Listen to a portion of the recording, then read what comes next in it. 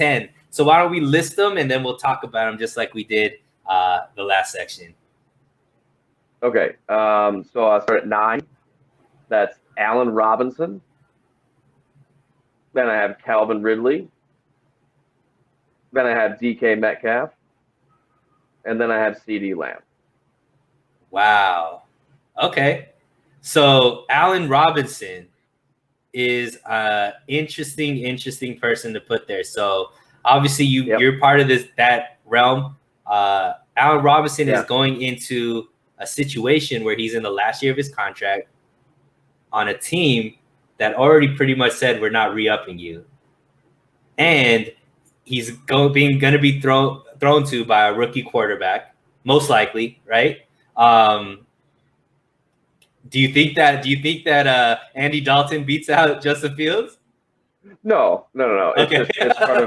It's part of my note here is that he already has the best quarterbacks that he's ever played with. And it doesn't matter if it's Andy Dalton or Justin Fields. Like, he already has the best 2 quarterbacks that he's ever played with. So, wow. I think he's slotted for a wide receiver 1 season if he plays the entire season, right? So here's my thing. I think Allen Robinson is a prime candidate to be traded mid-season because of his situation. And that kind of is a little bit scary because you don't know where he's going to go and how he's going to fit in with the team he gets traded to.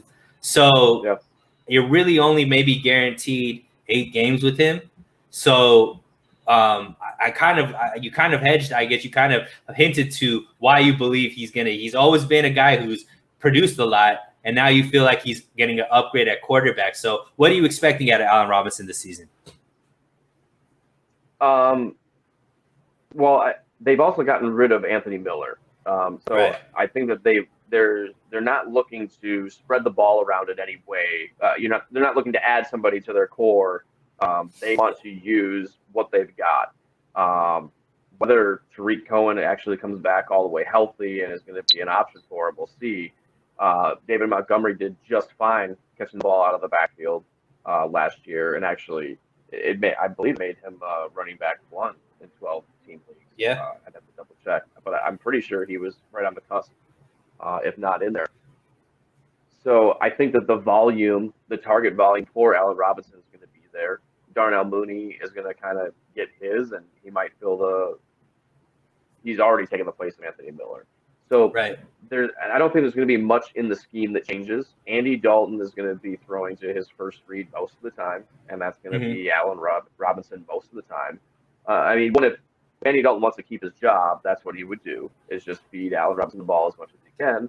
And I think that Justin Fields is going to be smart enough to learn from that, and to see that too. It's not like an Ohio State team where you have 5-star wide receivers and tight ends and running backs everywhere. And Justin Fields, although people will argue this, actually did very well in passing to his second and third read in college. He wasn't just the first read type guy. In the NFL, he might have to be next year or this year, and it will be okay if he is because it's Allen Robinson. Right. Yeah, and I agree with you. One of the biggest, I guess, from the pundits was that Justin Fields doesn't go through his progression, but that I think is not true. However, when you got a guy like Allen Robinson and then the drop off from Allen Robinson, you're going to try to get him the ball as much as possible. So that's interesting. Allen Robinson was somebody that I had a lot of question marks about whether or not you should get him or you should stay away, because he is somebody who may not be a Bear, come mid-season based off of just whether or not they feel like they want to let him walk or get some assets for him, Yeah, I get that. And it's kind of like the injury thing. Unless it's a really obvious situation like Deshaun Watson, where you have to be very careful about where you draft that guy right now. Like, I don't really play. I don't play with that kind of fear, if you will. Right. A trade is going to happen, or that this guy might just hold out for some reason, or this guy's injured all the time and this is going to break. You're going optimum value, so I want it. Yeah, but and especially when you're playing best ball leagues, you want to have the optimum value, like the highest ceiling that you can find on these guys. And if you're playing for fun and you're going out there and you're trying to win some championships, or if you're playing for money and you're trying to actually win some money and win some championships, you kind of got to go balls to the wall. I'm with it. So who you got after Al Robinson? Allen Robinson was Calvin Ridley, and I bet a lot of people think that I'm pretty low on that one too. So Ridley's interesting because you would think that with Julio Jones out, he's going to get a lot of the targets, but they brought in with Kyle Pitts, who most people think is going to be a phenom, right? One of the most highly ranked I guess offensive weapons you could put him, even though he's listed at tight end in the league. So there's another guy there that's probably going to get a lot of catches. So it's kind of like Julio Jones didn't leave, right? So basically, the big thing with Calvin Ridley is health. Obviously, he was banged up a lot last season, but I guess in your eyes, you're not really focused on that. But maybe you are a little bit because he did drop probably a little bit more down your draft board than most. So what are you expecting out of Calvin Ridley? Where is his upside, and what are some of your hesitations putting him at 8? I mean, you kind of touched on it already. He is now the number one. He's in the number one role. He's in the number one spot. The only other guy that could even threaten him is a tight end. It's not even a wide receiver. Right. Albeit there's some rumors that when it comes contract time, he might be changing to a wide receiver. That way he gets paid a little bit more, which would probably be smart. But Calvin Ridley is one of these. He's not built like him, but he catches touchdowns like Mike Evans. Calvin Ridley finished as a wide receiver 1 his rookie year. I think he was wide receiver 11 in 12-team leagues. And most of it was because I believe he had 2-3 touchdown games in his rookie season. A lot of that is because there's attention paid to Julio Jones, and he's allowed to operate the same way that Roddy White was able to operate. Right. He's a much better route runner than anybody like Roddy White, but he's filling this number 1 role, and I thought I would never see guys like this. I thought number 1s had to look like old Megatron, school, like Shannon Sharps and Megatrons, like they had to be that kind of guy. But Stephon Diggs, I go back to him quite a bit now. Keenan Allen, he's out there too. Even DeAndre Hopkins is a little bit slender. And these guys have found ways to win without the ball in order to get the ball. The way that some of those bigger guys can't. The bigger guys have to wait till that ball's in the air or in their hands to do something with it. And the way that these guys like Calvin Ridley, Justin Jefferson, and Terry McLaurin are definitely those guys too. They create separation in a way that those big guys just don't seem to be able to do. And they're playing their way into number 1 spots, not just on fantasy teams, but onto their own NFL teams. I think a lot of that has to do with the rule changes in the secondary too. Back in the day, there was a lot more hand checks, and you could get away with a lot more. Now, you breathe on the receiver a little bit awkwardly, and they're throwing the flag. So, but I think there's something to say for even Jerry Rice was able to do that. I mean, he's one of the greatest ever, but that's why he was. Even in that league back then, he was operating in this way, where he was creating separation without the ball and before the ball was even thrown. Right. Yeah, I like it. Now, I think are we coming? Who's next? Right after that is Cee Dee Lamb.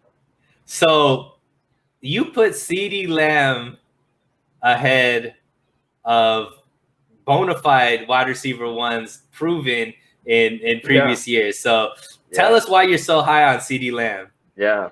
And I put him well over Amari. I might even just talked about Amari out of respect today because I was Cee Dee Lamb so high. But I'm a big Amari Cooper fan. In fact, in my home league dynasty, I traded for him during our draft. I love this Dallas offense this year too. They were playing so well, and they were about ready to explode last year. I think Dak was on track to throw for like 6,000 or 7,000 yards. He was throwing 400-yard games and a 500-yard game like it was nothing. And I think that his type of injury, although it was pretty gruesome, it sounds like it's not going to affect him that much at all. The surgery went fine. There's still metal in there, so he's kind of so uptight. But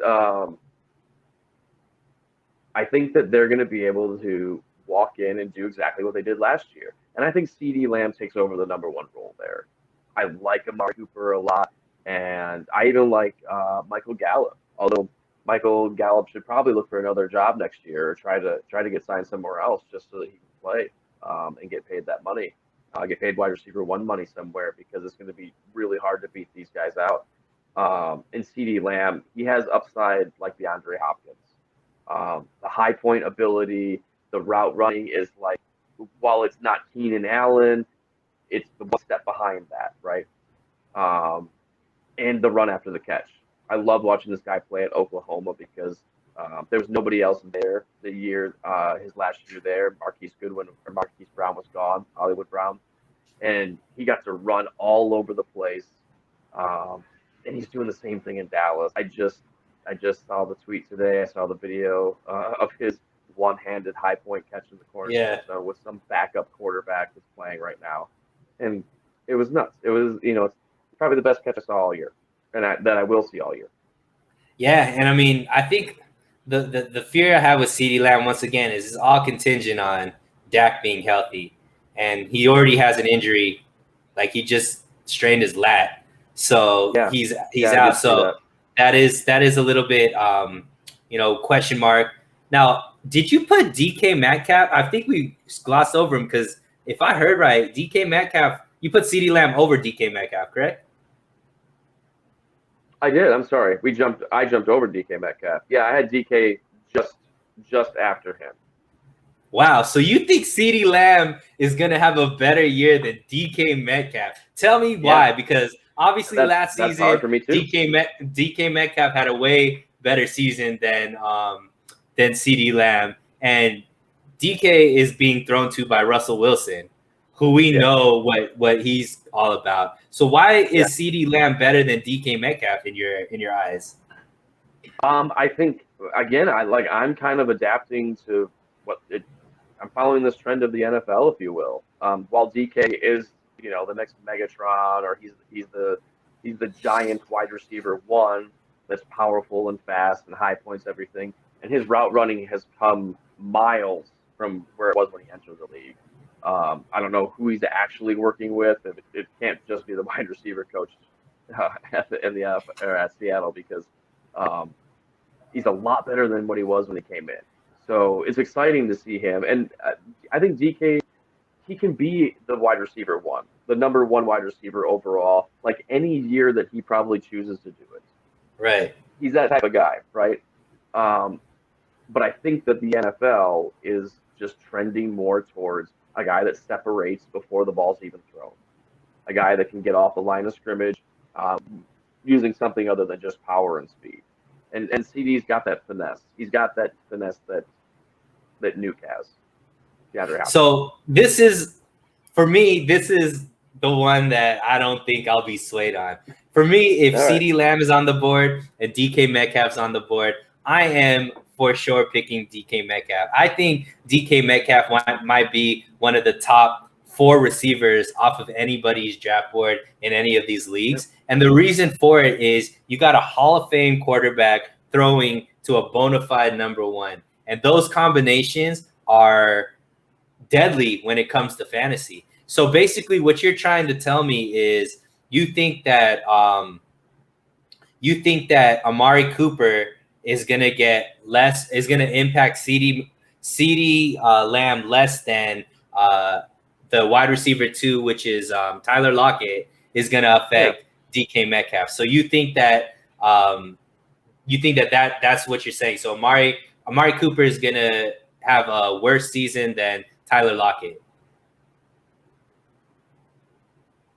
I don't know. I don't know if I'm necessarily thinking of it that way. I'm just thinking that Cee Dee Lamb is going to take on that number one role in Dallas. That he's gonna overtake Amari Cooper, and Amari's dinged up too right now. I think is his ankle, possibly. But he's dinged up too.